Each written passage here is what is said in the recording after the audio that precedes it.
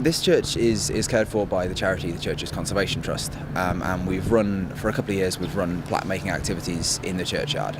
We had, in 1834, Anne Lister and her partner Anne Walker came here and sort of joined together. They took communion together, and they saw this as sort of cementing their relationship in the eyes of God.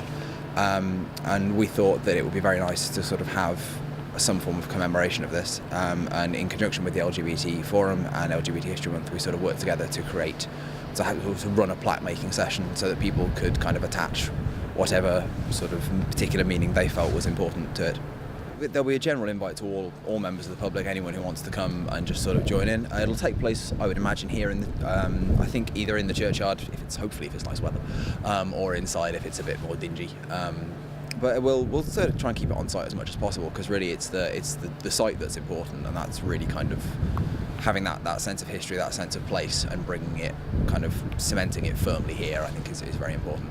The ultimate message is that it's the importance of this event. It's to highlight the history, or the history of marginalised events and marginalised groups, such as obviously LGBT, and to bring that back into the mainstream historical narrative. We're trying to point out that actually this history has always been there.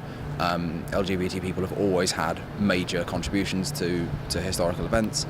They've had major sort of involvement in sites like this and other sites kind of all over the country. And we want to bring that back in and really highlight the fact that these things do happen, and that while sometimes in the mainstream narrative they get a little bit lost, maybe it's very important to highlight them and to appreciate them.